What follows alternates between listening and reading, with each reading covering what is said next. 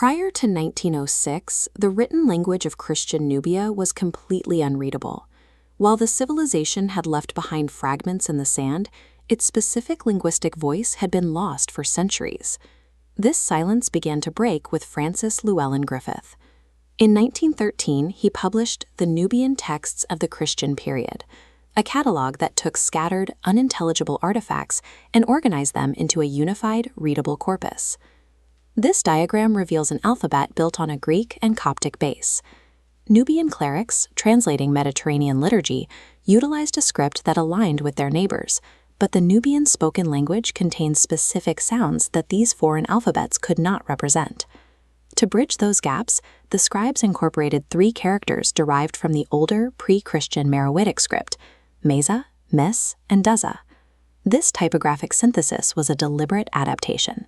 By fusing Mediterranean scripts with indigenous African characters, the Nubian Church created a precise tool to facilitate the Christianization of the region. Between 1906 and 1908, a sudden influx of manuscripts from Egyptian antiquities dealers flooded the academic market, creating a chaotic collection of texts with no clear archaeological context. Griffith's task was to extract a reliable grammar from this unprovenanced material. He had to find a way to group these disparate fragments into a logical system.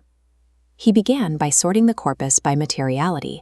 His catalog identifies 3 distinct strata: luxury parchment manuscripts, utilitarian leather documents, and public inscriptions carved into stone.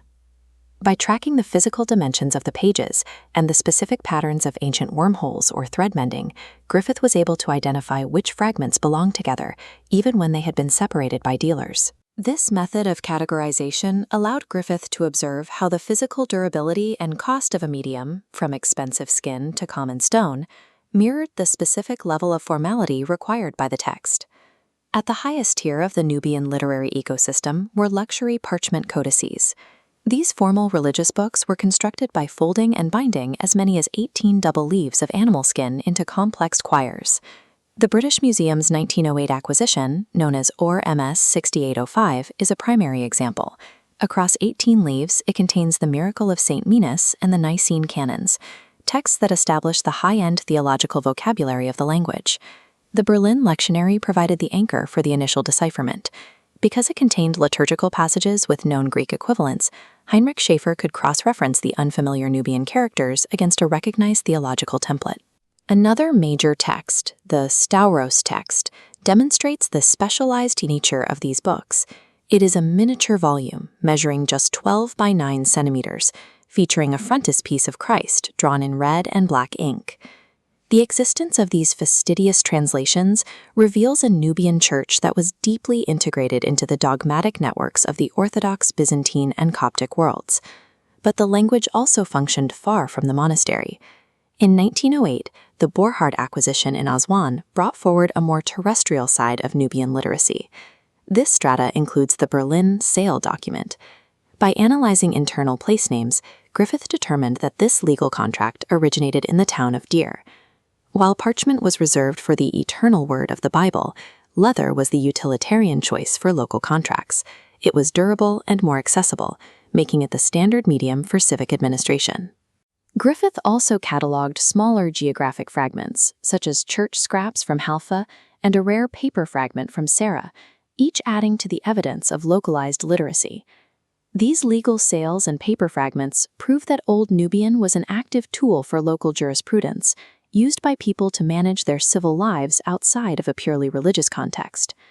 The final stratum of Griffith's catalog is the epigraphic record, public graffiti carved directly into church walls and rocks across the Nile Valley.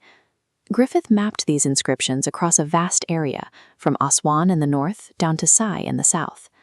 The Wadi es-Sabu graffiti provides a crucial chronological anchor, explicitly dated to 795 CE. These sites exist in the arid, rocky landscape of the Northern Cataracts. This is where the language survived in its most public form. These carvings demonstrate that Old Nubian was actively written by the general population in an uncontrolled, localized environment. By synthesizing the parchment, the leather, and the stone inscriptions, Griffith established the physical boundaries of the language, centering it between the first and third cataracts of the Nile. From this diversity of data, Griffith concluded that these texts represent the ancient prototype of the modern Mahas dialect spoken in the region today. He defined the core mechanics of this resurrected grammar as genderless and agglutinative. The language builds meaning by locking chains of suffixes onto a static root word, rather than using separate prepositions. Griffith's cross-referencing of different media allowed for the complete reverse engineering of a syntactic structure that had been unreadable for 1,000 years. This corpus revealed two simultaneous worlds: the imported Byzantine theology of the codices and the localized Nile economy recorded on leather and stone.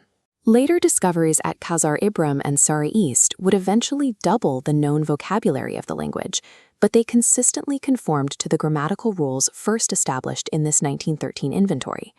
This 1913 catalog turned a collection of unprovenanced artifacts into a structured grammatical system, providing the first reliable map of a medieval African language that had been unreadable for centuries. The Nubian texts of the Christian period remains the absolute baseline for the field. It is the archival blueprint that gave a lost language back its voice.